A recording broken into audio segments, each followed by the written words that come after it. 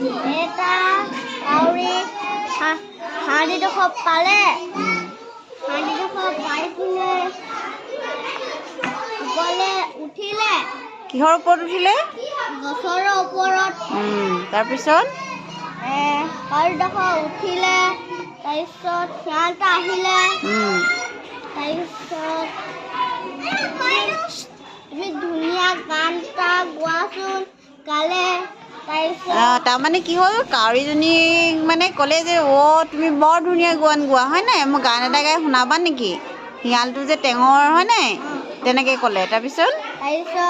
গানটো গালে চলিছিলে তলত হাঁড়িডোখৰ পৰি গ'ল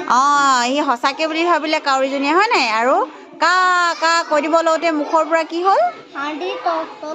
মাংসডোখৰ বা হাড়ডোখৰ মাংসডোখৰ পৰি গ'ল তলত হয় নাই হাঁড়িডোখৰ শিয়ালে পাই কিনে গোন্ধিলে তাৰপিছত ছোৱালীজনীয়ে গোন্ধিলে মানে এতিয়া শিয়ালটোৱে মাংসডোখৰ লৈ কিনে কি কৰিছে এইপিনে লৈ গৈছে ছোৱালীজনীয়ে খং কৰিছে চৰাইজনীয়ে গম পালে যে শিয়ালটোৱে এতিয়া কি কৰিছিলে বুদ্ধি কৰিলে হয় নাই ছোৱালীজনীয়ে দুখ কৰিছে মই এনেকুৱা কেলে কৰিলোঁ সেনেকৈ ক'লে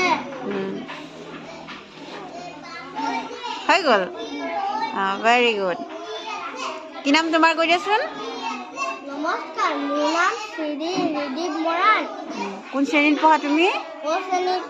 ধন্যবাদ কৈ দিয়া ধন্যবাদ